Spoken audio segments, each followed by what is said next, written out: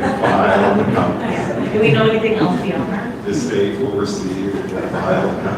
That is the state, how the state is assessing this, is it's a receive and file. Okay. If there is something of substance, as I said, that is a significant derivation, and it's about conditions on the ground, not placement of the space, and we have looked at our maps, there was not any significance in the derivation of the ground conditions. Okay. And then is CAL FIRE the agency that develops this, or who's like the responsible party at the state? Like if I wanted to ask someone at the state and actually directly ask them a question, what department, who do I go to? It is CAL FIRE. It's the state fire marshal's office. Okay. And just to respond to your comment about responding to each of those comments, I did reply, and I have some back and forth. Oh, good. And gave some direction and kind of walked through. Thank you. Great, because I think that's the thing, is like, I can understand why it's confusing and why there's like an assumption of like, well, you're asking me for my comments, right? Because when residents are asked for comments, usually it's because it could result in a change or something. And so if that's not the case here, then, people should know that. And if the state's just receives and files and I don't find that enough or satisfying, then I want to know who to talk to if I need to get more information, right? So thank you for that. That's all my questions and comments for now. Councilman Garcia? Thank you. So maps are going to be updated based on historical data. And thank you, by the way, thank you for responding to the constituents and having that interaction, because that was one thing that I was concerned about. How would that information be disseminated? So thank you very much for that. But one of the things that is completely related and unrelated to this is the insurance challenges that the change of maps is going to, or will provide to our constituents. In the Public Safety Committee that I'm a member of for Cal Cities, it's a bigger discussion that's going on. It's the elephant in the room that no one is really talking about. At some point, I think that we need to, I don't know, maybe encourage the state not to just file and, right? So on the insurance question, these maps are not legally allowed for the insurance companies to use these to set rates. So that's one of the common confusion points that's out there. The rate increases actually predated these issuance of these maps. There are a lot of factors in that, and just yesterday there was an additional escalation approved for State Farm in housing, another 17% increase from the state insurance commissioner. But that is, you're supposed to be able to request from your insurance provider a reason why rates have increased and what is the basis of that. If there's concern, customers should go to the citizens, both within the city and outside of the city, should go to the insurance commissioner's office to file a concern. But they're supposed to disclose to you the basis. These maps are not to be used in the basis, and the rate increases predated, the significant rate increases predated the issuance of maps.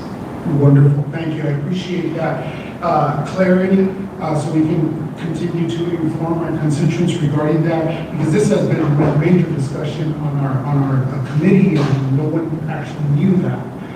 So thank you so much for that. And well, I guess we will make a decision. Thank you. Well, I would say the only thing to add is that these maps will now become the basis for us to look at issues, and there are basic requirements in building code that go with it. The council's already been out and visited to one of the communities that is being constructed with some of these things in mind. This Escondido is the first place to build to standards that help mitigate risk in these areas, which is again different than the hazard. I think that's a different defining definition of what this is looking at. It's looking at the hazard over a 50-year period. And so we'll be utilizing this, obviously, it will become part of our building code. a lot of construction that happens to current building code, actually by definition, if you look at the results from fires, is more likely to survive some of those fire and some of those events that have happened.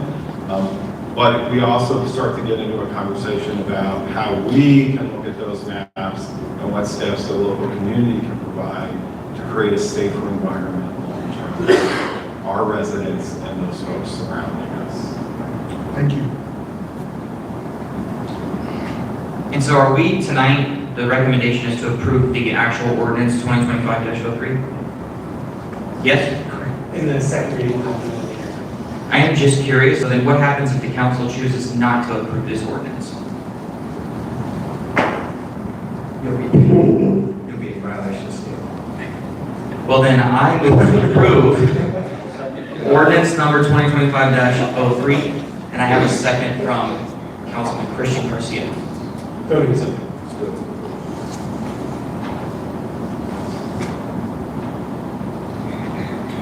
Motion approved. Floor is here. All right, thank you. We'll move on to item 11, which is the approval of the Escondido Police Department Military Equipment Report and adoption of ordinance 2025-02. I forgot to open the last public hearing, but we'll open this one.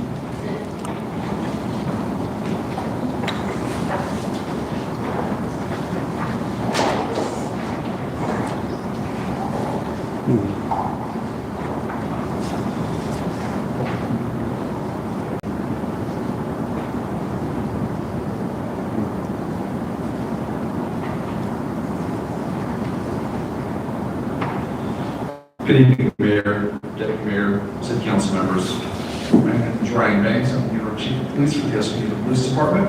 With me is Mr. Ravello, the Assistant Director of Police Support Services. Today, we will offer a presentation of the Escondido Police Department's Assembly Bill number 481, funding, acquisition, and use of military equipment. Next slide, please. A little bit of background on AB 481.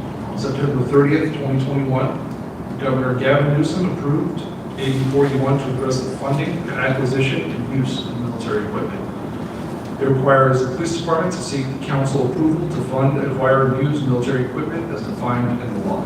Next slide, please. So how does the Escondido Police Department adhere to AB 481? So we established a military equipment use policy. The requirements related to compliance, the acquisition and use, costs, annual reporting, cataloging of the equipment. We compile complaints regarding these items, public transparency, and we have city council oversight. Next slide, please. So how do we use this military equipment to help the community? The Escondido Police Department uses the military equipment and its mission to protect the community through exceptional police service. The equipment is acquired with careful consideration and intention. It is acquired and authorized when there is no reasonable alternative that can achieve officer and civilian safety. AB 41 provides important information and input regarding how military equipment is funded, acquired, and used. Next slide, please. So here's a little bit of what we have and we do not have. So the Escondido Police Department has drones, a robotic platform, incident command vehicles, armored personnel carriers, breaching equipment, patrol and SWAT rifles, flashbangs, long-range acoustic device, 40mm launchers, and chemical agents. What we do not have are MRAPs, or mine-resistant ambush-protected vehicles, Humvees, tracked armored vehicles, weaponized aircraft, vessels, or vehicles, firearms or ammunition of 50 caliber or greater, or firearms designed to launch explosive projectiles. Next slide, please. So operationally in 2024, the drones flew 211 missions totaling 53.83 hours. The robotic platform had 0 uses. The incident command vehicle had approximately 13 uses. The armored personnel carrier had an average of 6 uses a month. The breaching equipment was used 8 times. The patrol and SWAT rifles were used 0 times. Flashbangs were used 0 times. The long-range acoustic device was used 0 times. The 40mm launcher had 17 uses, and there were an additional 6 times where they were displayed but not used. And then the chemical agents with munitions had 3 uses.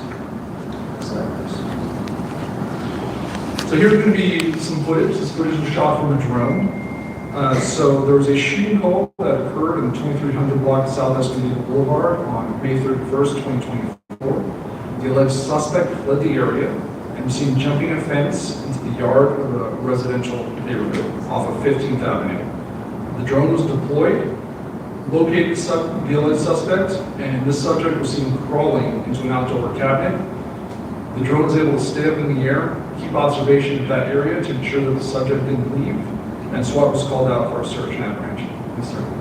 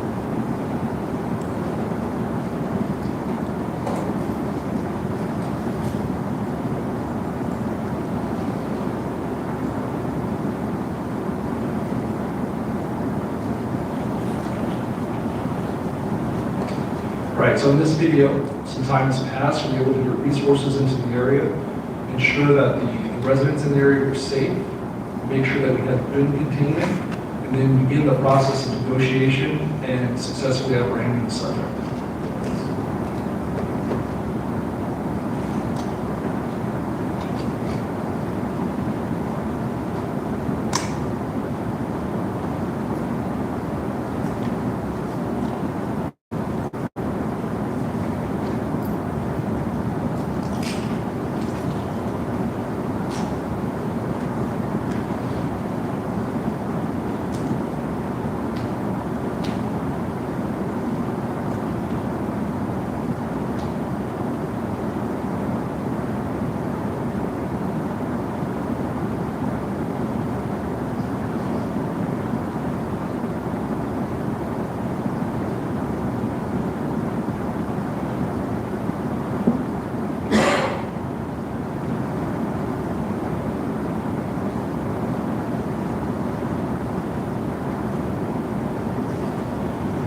So a little bit about how we adhere to AB 481. Each year, we're required to do some of the following actions. We publish an annual report 30 days prior to a public hearing. This year, on May 1st, we held a public and publicized meeting for the public to review. There were no members of the public in attendance. Our policy is publicly available on the Escondido Police Department's website. The City Council annually reviews and approves the continued use of the equipment or authorized use of any newly sought-after equipment. And the City Council shall consider proposed military equipment use policy as an agenda item for an open session of a regular meeting and provide for public comment in accordance with the Ralph and Brown Act. Next slide, please. Some of the updates this year is the previously approved Saber pepperball launchers will replace with the pepperball brand launchers that were superior for functionality. In 2024, the costs and projected costs for 2025 were for consumables such as ammunition or replacement of worn and damaged equipment. And then in 2024, we received no complaints regarding AB 481 equipment. Next slide, please. So for the final slide here is staff's recommendation to adopt ordinance number 2025-002 and approve the Escondido Police Department's annual military equipment report in accordance with state law requirements set forth in AB 40. Thank you for your time. Thank you. Do we have any public comments on this item? Yes, one. Please.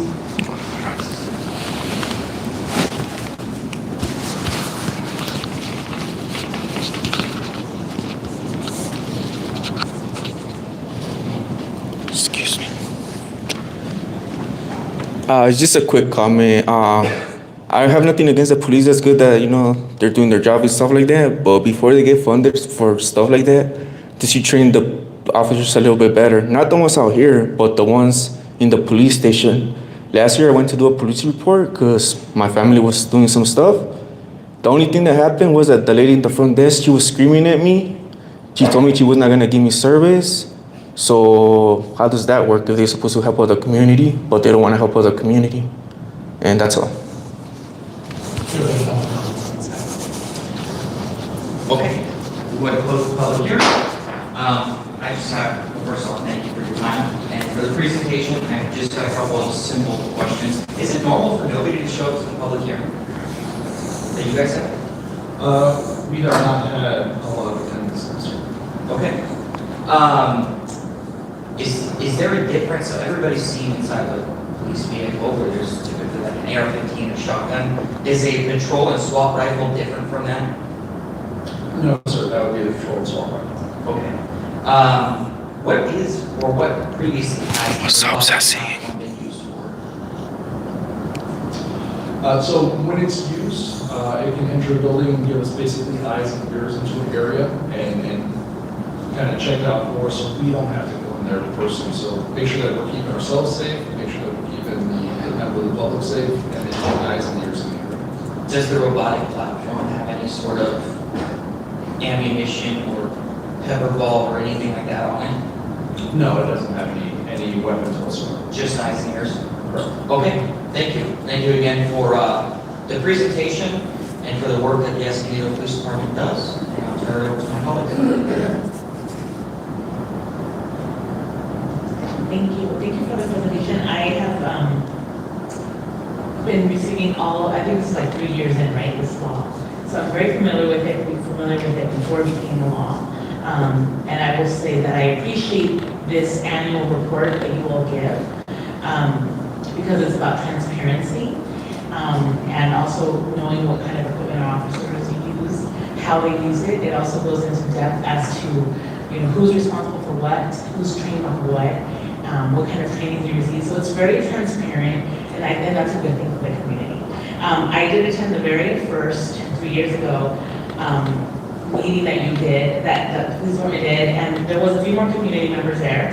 And I just want to say that I was very appreciative of the equipment actually being there where you could actually see it and touch it with supervision, of course. And you just learn a lot. And I think the name of military equipment, I assumed scarier stuff, and it wasn't necessarily that. So these are not things that the military is using, to my understanding. So even the name kind of is like a misnomer, but I still, again, appreciate the transparency. And I don't know what other cities do, but I feel like we go above and beyond what I would normally expect. And, I'm, not easy to please. I've had very high expectations, and you all just really, I think, do a really great job with this. And I like how this staff report has like what we do have, what we don't have. I don't recall if we've had that in the past. That doesn't stand out to me, but I appreciate that being here now. And I appreciate that you the new Yeah, no problem. changes that you made since the last one. What is the chemical agents? What the chemical? Can you share more about that? What was the developed? I don't know if that's something new that we carry now. Maybe it just wasn't in the staff report. Yeah. That was pretty much it. I think you did a thorough job on the staff report, so kudos to all the staff to work on this. And I definitely encourage the public to attend one of these meetings because our police officers are there. You can actually see the equipment and they will provide all the information. And it's just for me very informative, knowing that, our police officers are trained properly. And, just the different scenarios that they would use for is very educational. So again, I'm really big on transparency. So I really appreciate this report. And I look forward to it every year. Thank you.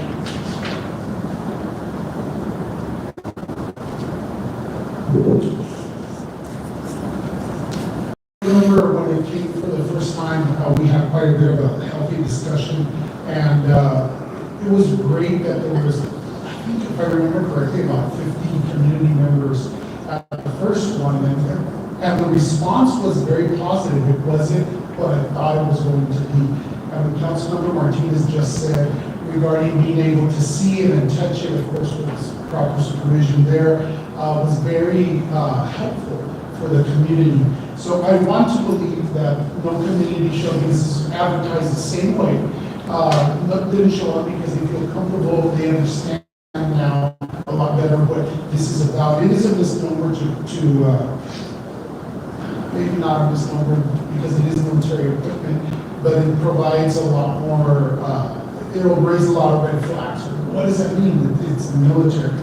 But the clarity that there are no ammunitions or nothing like that on this, I think is wonderful, so thank you for that. Have there been any complaints regarding the equipment? No, we have not received any complaints regarding the before you. Okay, thank you. Is there a license required for the drone operators? So the drone operators have to go through a course, testing, and be approved by the FAA. By the FAA, okay, wonderful. Is there a difference between a civilian drone and a military drone, or are they basically the same? And just for clarification on my end, you're saying military drone, are you saying the military equipment that's laid out in the 481? Correct. There are some that we give that are basically the same types that civilians can buy. And then there are some companies that sell ones that they built specifically for law enforcement, which to the best of my knowledge, we don't have any of those ones. Okay, thank you for that. And I remember from last year and before that, a video was of a bank being held up on East Valley Parkway. How helpful it was for the drone to provide video for officer safety, community safety, making sure that they could see, that police could see a wide array of area, keeping all resident or all, any personnel or any person around there. Have the department noticed any difference in time when people realize that they're being watched from the very beginning, where they're hiding? They're not really hiding for a short period of time, a long period of time before they give up, something like that, or less resistance. You know, I don't have exact stat on that, unfortunately. What I can say is my personal experience anecdotally, it basically allows us to slow everything down, get those eyes on, and work the problem at a pace that's safe for everybody. So I can dig into that and get you more information, but off the top of my head, I don't have specific stats. Yeah, I was expecting these specific things, just kind of what is the feeling? But pretty much those are all the questions that I have. Thank you very much. I appreciate it, and I also always look forward to this report. It's, I think, good for the community to be involved. Thank you for your work. Excellent reporting, and it's good to know how our equipment is being used. So with that being said, I want to make a motion to approve. Okay, I have a motion and a second. If there's no further discussion, shall vote.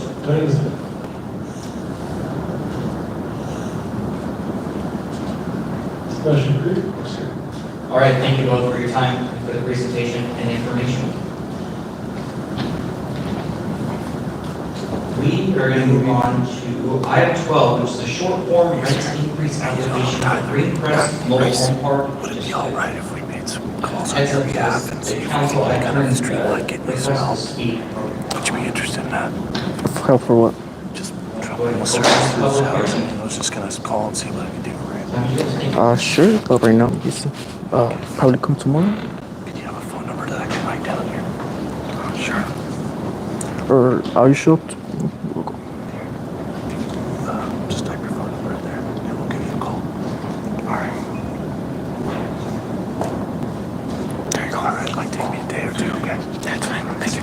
What's your name? Tyler. Tyler. Thank you. Good evening, members of the Revenue Board. My name is Carlos Montes, and I am County Neighborhood Services Management Analyst for Mobile Home parks. And with me is Code Compliance Officer Steve Jacobson. And for your consideration this evening is a short form rent increase application for Green Crest Mobile Home Park. The board is asked to receive presentation, hear public testimony, and make a determination concerning the rent increase request in accordance with the factors set forth in the Escondido Mobile Home Rent Control Ordinance and the Mobile Home Rent Board guidelines. Staff is recommending approval of the short form mobile home rent increase application and adoption of the Rent Review Board Resolution number 2025-53.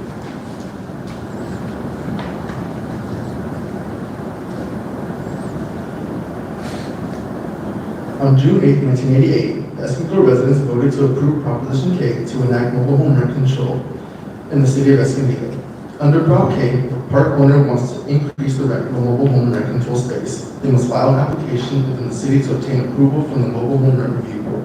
In 1997, the board adopted changes to the Mobile Home Rent Review Board guidelines to allow acceptance of a short form application. And the short form is an abbreviated and less administratively burdensome application process for park owners and city staff. Through a short form application, a park owner can request a rent increase based solely on the change in San Diego Metropolitan Area's Consumer Price Index, or CPI, versus a long form that takes several factors into consideration, including changes in CPI, local rent comparisons, capital improvements, changes in property tax, changes in utility costs, changes in operating and maintenance expenses, and the amount and quality of services provided by the applicant to the affected tenants.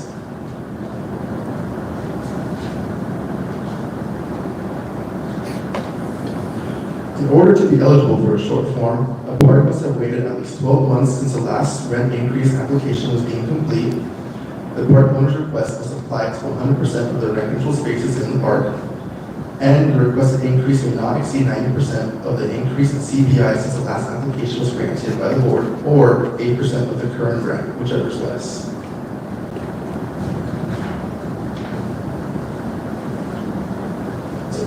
Greencrest Mobile Home Park is an all-age park with 129 spaces and 115 of them subject to rent control. Their last increase was approved on April 1st, 2024, and the average increase at that time was $20.45, or 3.87% of the current rents. Here's some pictures of the amenities offered at the park. They have a large clubhouse with a kitchen area and a laundry facility as well. There's also a swimming pool, a seasonal swimming pool for residents as well. In addition, there's a clothesline for residents to hang dry their laundry, and there's also a large enclosed court that can be used for indoor soccer or other recreational activities. And located right next to this is a dirt space with picnic tables as well. So here's a summary of the park's request.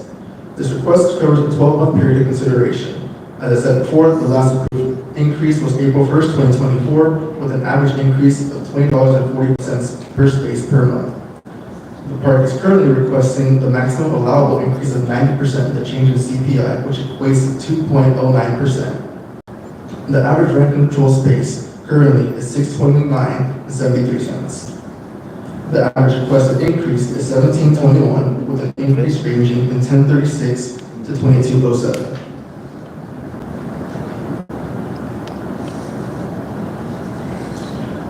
The resident meeting was held on April 14th at 6 p.m. Individual notices were sent out to each resident affected by this request, notifying them of the rent increase application, the resident meeting, and the public hearing date. 6 residents attended the meeting along with park manager, city staff, and there were no representatives identified at this meeting.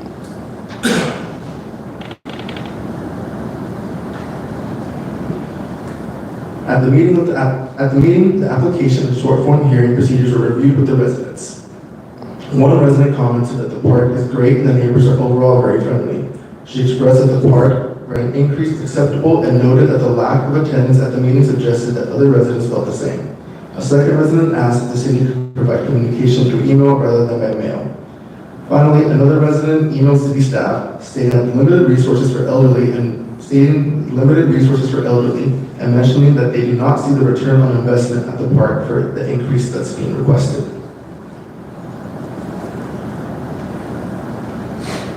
At this time, I'll turn it over to Stephen to cover the code enforcement inspection. Good evening, council. On April 14th, a lighting inspection was performed by Code Compliance Division. One lighting violation was identified with the exterior light in front of the pool storage being in disrepair. On April 15th, an inspection of the common area was conducted by Code Compliance Division and Park Management. 3 general park violations were identified. The park address was not posted on the park sign at the street or at the office. There was also overgrown tree branches encroaching into the roadway by spaces 31 and 112. A notice was mailed to the park manager and the owner informing them of the violations. According to the Mobile Home Review Board guidelines, no increase granted for any park shall go into effect until any existing code violations are corrected. A re-inspection was conducted, and on May 5th, 2025, all violations were corrected.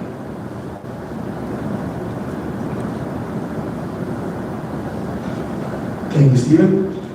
So this application meets the eligibility criteria for submittal of a short form rent increase request. Staff recommends approving the application and adopting Rent Review Board Resolution 2025-53, granting an increase of 90% of the change in CPI, which is 2.809%, and equals an average increase of $17.21 per space per month.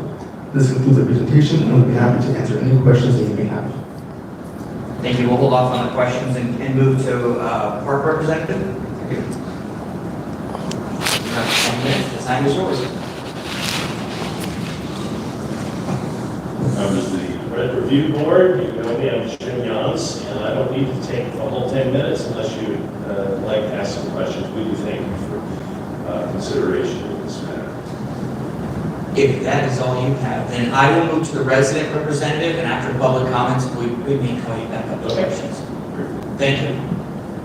There's no representative of the residents was designated in this particular rent increase. We do have one that who submitted a request to speak. And it's Anna Frutos. And I did want to let you know that we did receive a request right before the council that individual wants to speak in Spanish. So for days public comment, the city does have a policy that provides language assistance to help translate, and that needs to be submitted in advance of the meeting, 48 hours. So we were able to secure that to make that. Buenas tardes, mi nombre es Ana Frutos y estoy aquí porque soy residente del parque de Greencrest desde el 2019. Cuando nosotros tuvimos un contrato con ellos para vivir ahí, nuestra renta estaba en $650 por el piso. Obviamente más aparte el pago de la renta, ¿verdad? Entonces ahora han estado haciendo esta proposición de aumento. Nosotros somos una familia de clase trabajadora. A nosotros nos afecta estos incrementos porque todos los gastos básicos en una familia han estado incrementando y esa es la razón por la que yo vengo a expresarme en que no estoy de acuerdo en que haya un incremento en el costo de la renta. Esto, buenas noches. Una pregunta, question.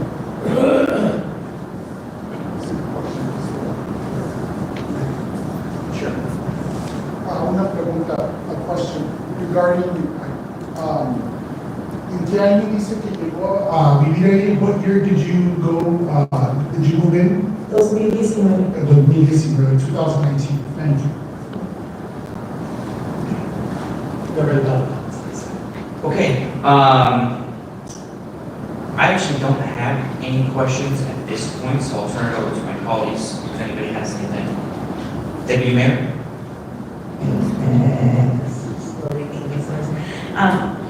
Thank you for the information. Quick question, just in the staff report regarding the resident meeting, it mentioned a question about a resident asking if the city can provide communication through email. From what I understand, the city communicates through to the mobile home park. Can someone remind me the process of how the resident meeting is? The city that does it, or is it the park that's responsible for mailing out notices to all the residents? So if someone could just explain kind of the process for notification to the residents about the resident meeting. I can answer. It's on city staff. We'll send out letters in the mail to residents, letting them know about anywhere from 2 to 3 weeks ahead of time that there will be a resident meeting held.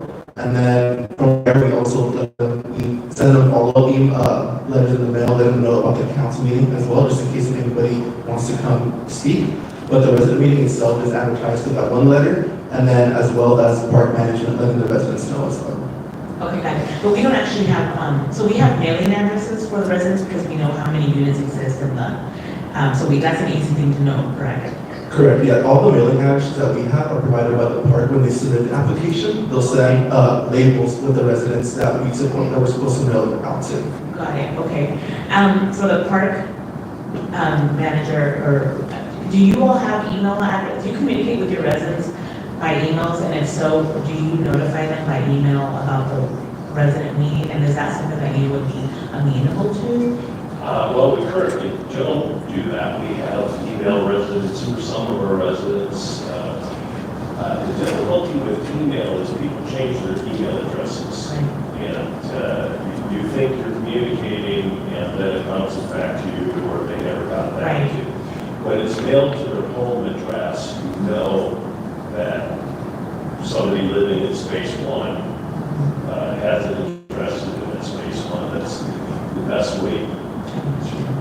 Yeah, that makes sense. I figured, especially because, it's having updated information, and then if a tenant moves out, then, one renter might have, or the one tenant might have an email, and the other one might not. So it does get complicated, and I think the written mail, people should check their mail, but yeah, that's probably the most secure way to get to me. I was just wondering what kind of additional, notification methods were used, and if they ever received an answer at that meeting, or we tend to find, because I've been doing this for 25 years here in Escondido, and residents talk to each other as well. There's oft times when people come to the meeting because their next door neighbor mentioned something.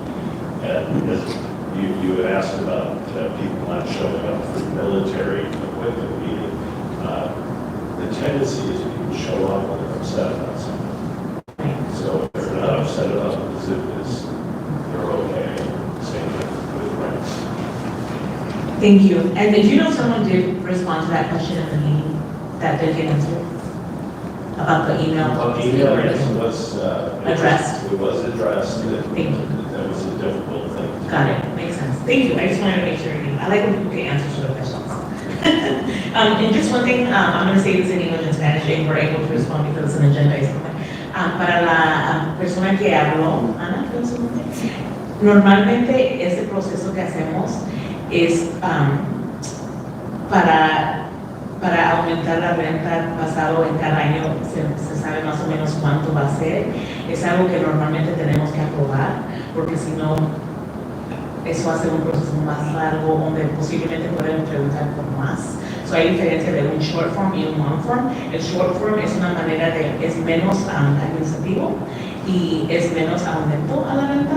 Si, por ejemplo, el parque decide de usar el proceso long form, eso les da autoridad de pedir más. So, normalmente el short form, el proceso del short form es más conveniente para los que viven en el parque porque es menos lento. Aunque a mí nunca me gusta decir sí, pero es algo que es un proceso como administrativo que tenemos, como un acuerdo, diciendo si no hay violaciones, pueden pedir su aumento anual. So, es el estándar, eso es normal lo que pasa. Sí lo entiendo y estoy de acuerdo con usted que es difícil y nunca me gustaría aprobar esto, pero es algo que normalmente hacemos por el acuerdo y un proceso más justo que es menos aumento de la renta. And I will just sum up what I said in Spanish and English. I'm explaining to the resident that spoke in Spanish that the short form versus the long form rent increase process, the short form is a much less administrative process that guarantees the apartment management, kind of a fixed cap on a rent, and it's usually more a benefit to the resident because it's a smaller rent increase versus the long form process is long, it's expensive, and usually the park owner will request a much larger rent increase. So in the long run, it tends to be more a favorable outcome to the residents. And I mentioned that I'm not a fan of saying yes to rent increases, but it's kind of like an understanding that if there are no violations, that is the kind of expectation. conversation in most cases. So while it's not fun to do that, I just was explaining the pros and cons to the two and kind of how it normally goes. It's a process that has been done in order to kind of be, I think, the best outcome for both parties and less bureaucratic. If that's less bureaucratic, I think, and not as costly. So thank you. That's all the questions I have. No other concerns or questions. And gracias por venir a hablar. I appreciate that. Councilman Garcia?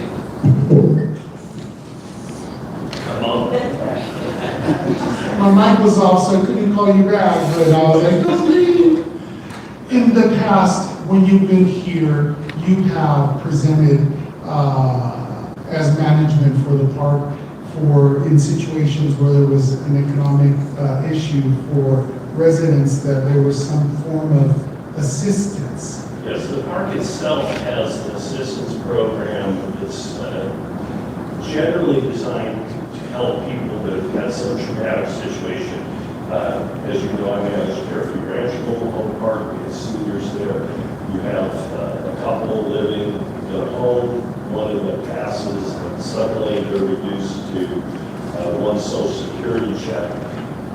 And a park owner can look at that and say, okay, this is somebody who's lived in our park for 15 years. We don't want to lose them, we have to lose their home. And we'll do something to help. Generally, that's while they're trying to get assistance from other places. But I've had people, gosh, a lady that had a kidney transplant couldn't work anymore. So she got assistance. She got still getting assistance from the park. So that's built on all our properties.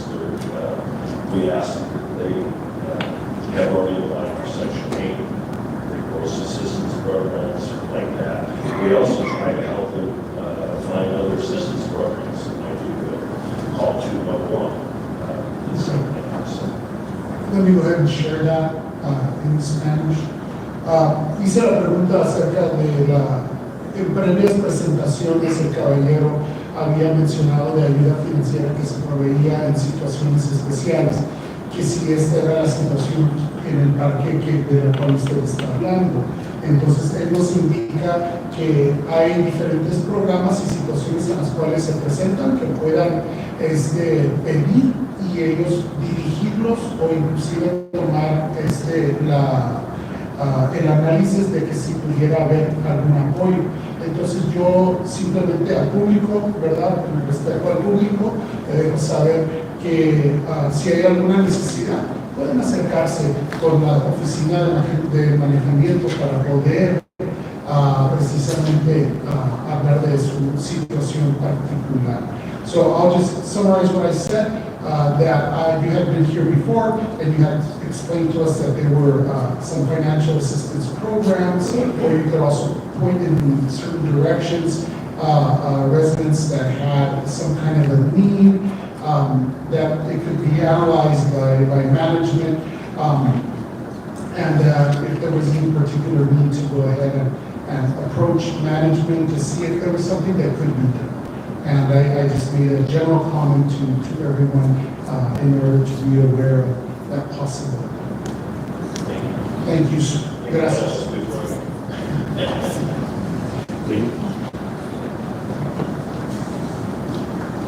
Okay, with that being said, I will go ahead and move to approve resolution number RBR 2025-53 and ask for a second. All right, if there's no other discussion, we'll vote. Motion approved, floor is here. That takes us to our next short form rent increase application for Eastwood Meadows Home Park.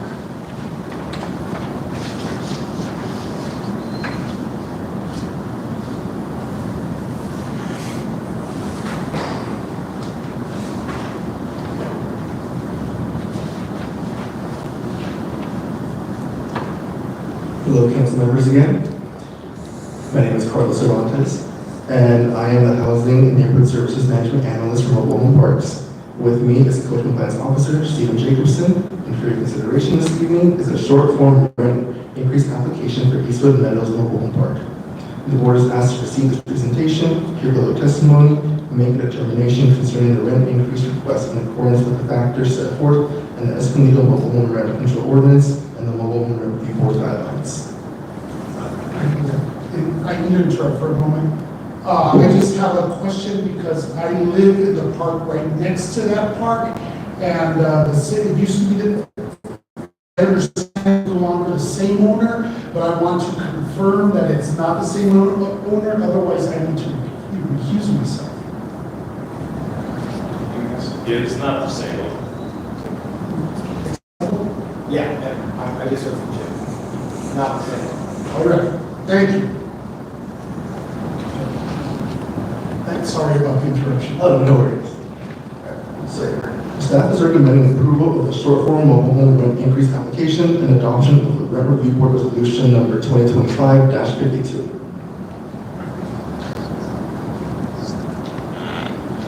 On June 8, 1988, Escondido residents voted to approve Proposition K to enact mobile home rent control in the city of Escondido. Under Prop K, if a park owner wants to increase the rent of a mobile home rent control space, they must file an application with the city to obtain approval from the Mobile Home Rent Review Board. In 1997, the board adopted changes to the Mobile Home Rent Review Board guidelines to allow for acceptance of a short form application. The short form is an abbreviated and less administratively burdensome application process for park owners and city staff. Through a short form application, the park owner can request an increase based solely on the change in the Metropolitan Area Consumer Price Index, or CPI, versus the long form that takes several factors into consideration, including change in CPI, local rent comparisons, capital improvements, change in property tax, change in utility costs, change in operating and maintenance expenses, and the amount and quality of service provided by the applicant to the affected tenants.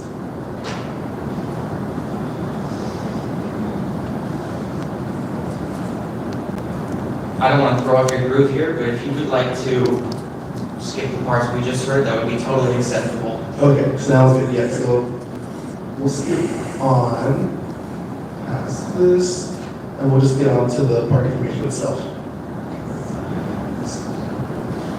Eastwood Meadows Mobile Home Park is an all-age park with 129 spaces and 126 subject to rent control.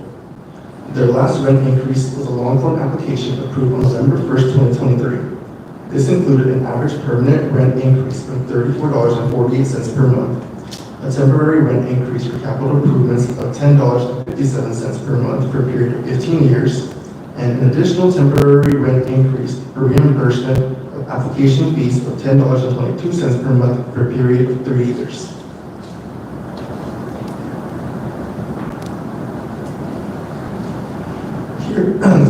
Here are some pictures of the amenities offered at the park. They have a gym area with plenty of outdoor activities such as a playground, dog park, and exercise court. There's also a seasonal swimming pool and year-long clubhouse, and residents also have access to an on-property self-car wash as well.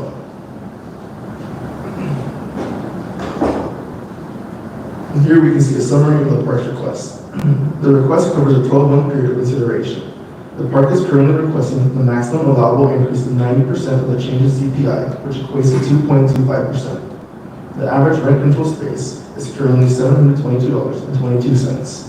The average requested increase is $16.20, with increases ranging from $8.93 to $23.28.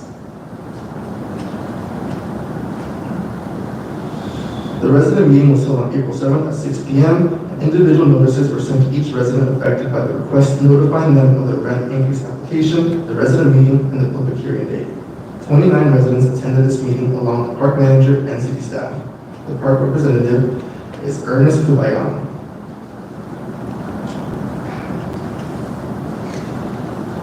At the resident meeting, city staff provided residents with a history of Prop K in the short form application review process.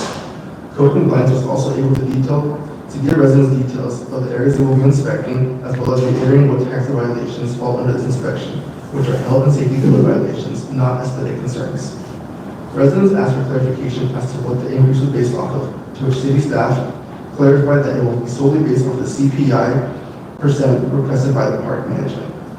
Residents' main concern with park management regarding water billing, trash and street sweeping, and improved security at the park. at this time, I'll turn it over to Stephen to go over the code compliance inspection. On April 7th, a lighting inspection was performed by Code Compliance Division. No lighting violations were identified. On April 8th, an inspection of the common areas was conducted by Code Compliance Division and Park Management. 6 general park violations were identified. There were overgrown tree branches and vegetation encroaching into the roadway by spaces 33, 34, 67, and 80.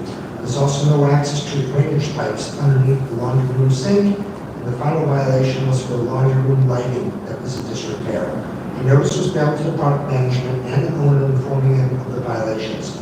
According to Mobile Home Rent Review Board guidelines, no increase granted for any park shall go into effect until any existing code violations are corrected.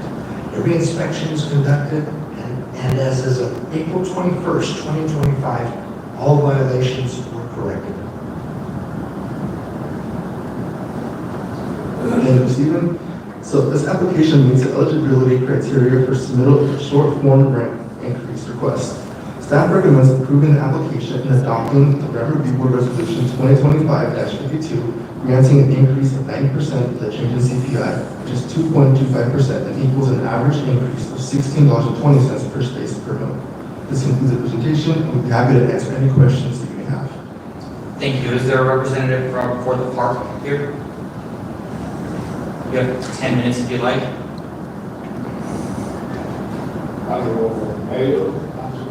My name is Kupian, and I was... Is there you mind lowering your microphone? I was assigned by the residents to represent the park.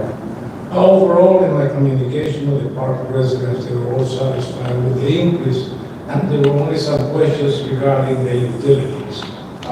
Can I ask a question? Yes. Are you representing the park or the residents? The residents. Do we have a representative from the park Jim here? is the park representative. Okay, I will call on you next. Okay. Let's hear from the park representative first. Sorry about that. No problem.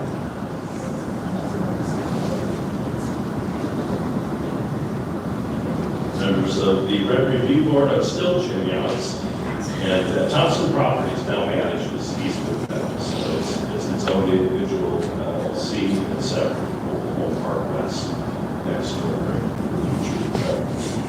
And I happily answer any questions you have about this property. We'll go through the same routine as last time, so thank you, I appreciate it. Sir, the time is now yours. Sorry about that. No problem. Well, once again, my name is Ernest Kubian. I'm a resident of East Meadows. And communicating with some of the residents, they all agreed that this was due. The only problem, the only issue really is regarding the utilities. During the last couple of years, electric and gas meters have been installed at this unit, and that is being handled by the Diego Garcia Electric. Now, recently, the water was also being being metered, and that was assigned to the city of Escondido, which will be sending the bill to the company named Manage America, who prepared the monthly statements for the residents. The main question that I have is regarding the sewage. Apparently, when I spoke with the manager, the sewage fees were charged as a flat rate to each individual home. And that doesn't seem to be right. I mean, because you may use more water than I do. But the way that was described during that first meeting is how we determine the sewage rate for the park or for this unit. And the way that some discussion went on is, depending on the water that you consume in your home, that would be used as a way to study and present the amount of sewage or the amount of water that is being discharged by home, and then with that will present a monthly fee or a monthly rate for that activity. But right now, the current fee for sewage is a flat rate of $58 sewer. Flat rate for everything. And, like I said before, some of the homes have 3 or 4 or 5 occupants, some only have 1. Some have got trees and a garden, some don't have a garden. So obviously, the water usage varies between each one of them, and that is being taken care of by the water meter. But now, how do we take care of the sewage, which is, I believe is going to be determined by the amount of water that each unit uses during a particular month. I have a question. Is this under the purview of the rent review board, or is that a question for utilities? It really is a utilities question. It's the rates that we charge for the different classifications. What I heard from the resident was there was no dispute with respect to the rent increase, but there was kind of this ancillary question about the rates for sewer. So I think it's a little bit different. And I think we would love to get you an answer to that question and resolve the issue, but that would be more appropriate through the utilities department. And another question was regarding the weekly sweeping of the park. The manager decided to cancel the particular contract. We would like to at least see a monthly sweeping, not the weekly sweeping, the monthly sweeping. And if that could not be available, at least some sweeping contract during the fall, because our park, we have a lot of trees, and during the fall season, we will get a lot of the great deep charges for the streets. That's basically the role. The residents are quite happy with the rent increase. Okay, thank you, sir. You're very welcome. Do we have any public comments on this one? No. Okay. You're welcome to come back up here, sir. I've got just a couple of questions. Because I highlighted the street sweeping and I guess my first question is, can street sweeping somehow be renegotiated back with the residents? Okay, so maintenance in the park is addressing streets with leaves and stuff, so we're taking that in-house. One problem with street sweepers, particularly small spaces, you get those big rushes and they start shooting rocks and stones and hitting people's houses and cars. So there are complaints about that you can manage better. Seems like a reasonable concern. Yeah, so it's one of those things that we would probably reevaluate at some point and decide whether we need to do something more different. Right now, we're addressing it in-house. The sewer issue, just to comment on, everybody is on a flat sewer fee.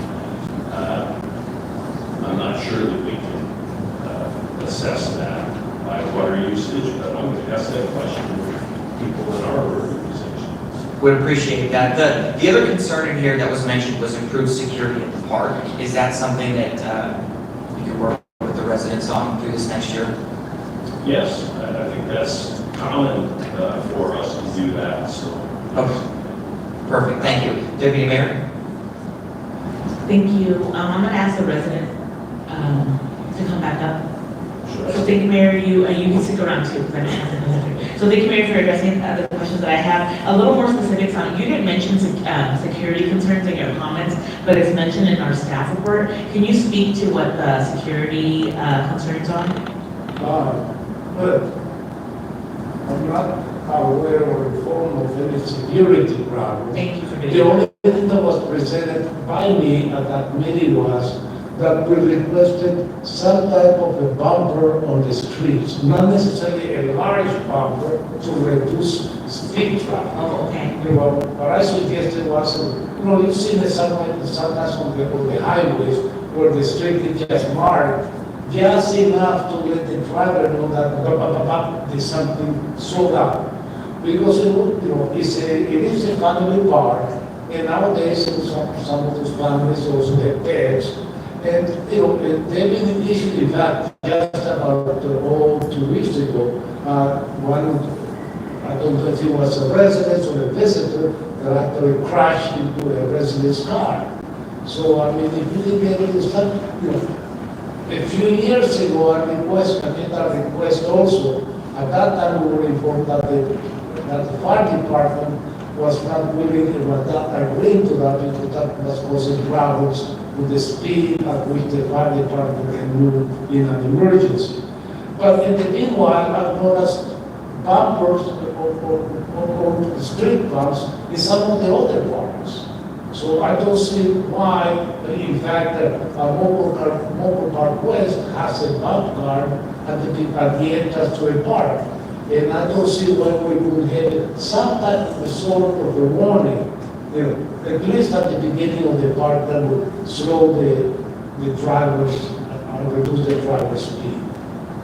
But, other than that, No, thank you, because it wasn't specific, it said improve security, but there was no specifics, and that could mean many things, so that's why I wasn't sure what it was related to, but sounds like possibly traffic. But I think these resident meetings are great opportunities for residents to voice concerns, and although some might not be in the purview of us, it opens the door for a conversation. So I just think it's good that residents attend the meetings and communicate with the park owners and hopefully work together to solve some of these issues. So I encourage the residents to get involved and communicate with park owners and see what you all can do together. One thing to, let's see here. I have this question, and I know it's a little, I don't want to get too into this because I know it's not necessarily within the record before, but I'm hoping that you will follow up on the water thing. So since there's been a change in ownership, was the change to going to water and individualized, meters, was that a decision made with the new park owner, or can you explain a little bit like that what caused that and what was the issue before? A big deal of it is water conservation. When you just say use all the water you want, you're not going to get a bill for it. If you got a runny toilet, well, you can care. So the idea is that people can see what they're using, pay for what they're using, and this gentleman's not paying for somebody else's water usage because it's all locked in what they move. Okay, but that's my understanding, it was a decision made by the new park owner.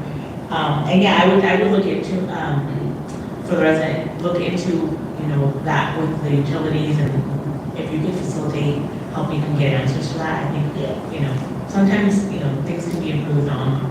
Yeah, and I'm just not certain of an answer, or I would tell you it can or it can't. Right, yeah. And I know sometimes too, it's always good to double check things because there's multiple units in the park. It could trigger a different rate because there's, how it's being, what category of residential it's in because the number of units, so that might trigger a different rate.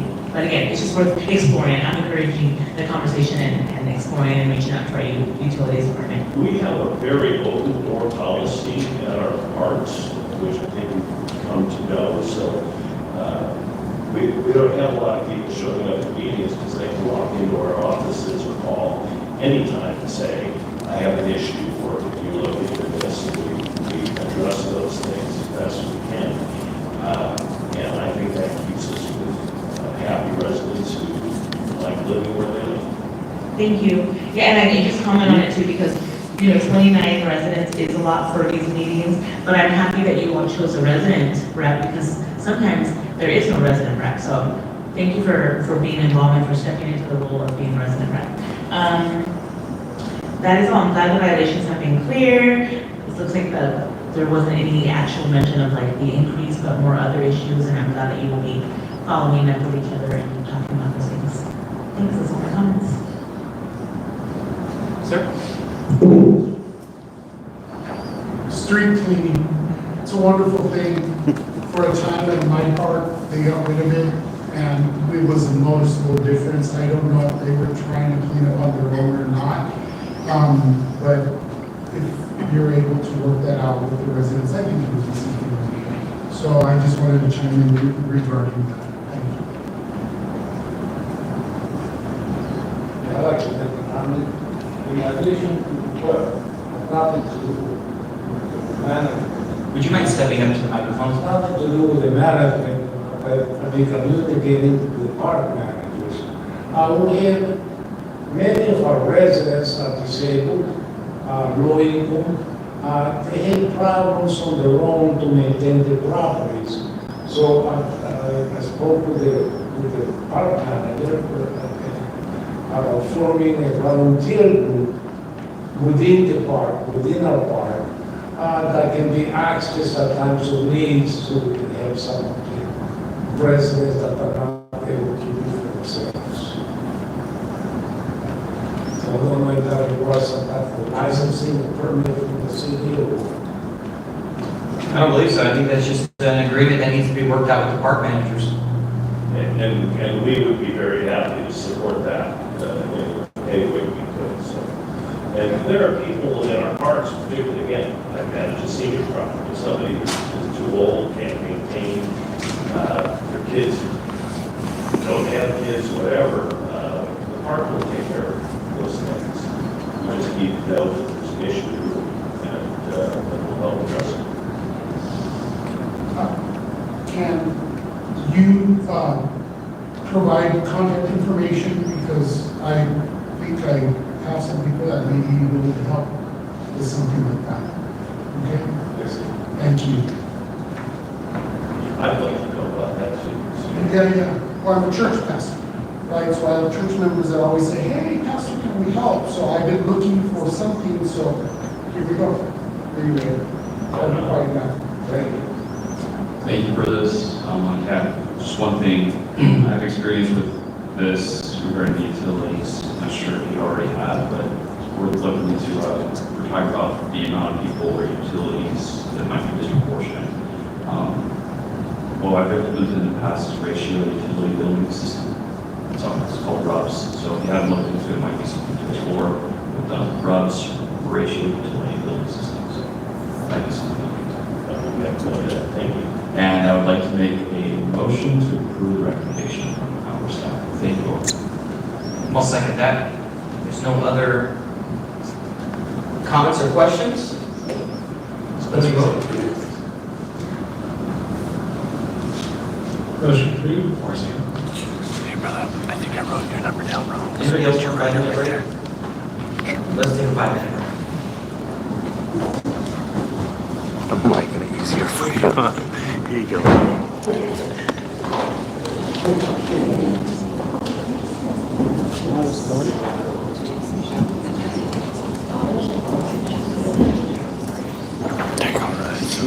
Read that. That's 497-0613. Yeah. All right, man. I'll give you a call in a couple days. All right, thank you. You too. Hey, you forgot your phone. Oh, yeah, I need that. Yeah, there you go. Thanks, man. Yeah, no problem.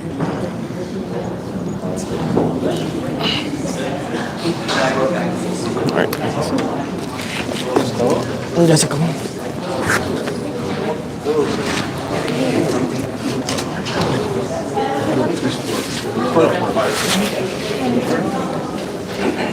Let's keep going. Thank you, sir. Thank you. Yeah, no problem. Oh, there is some. I had a feeling, like, hey, I feel weird.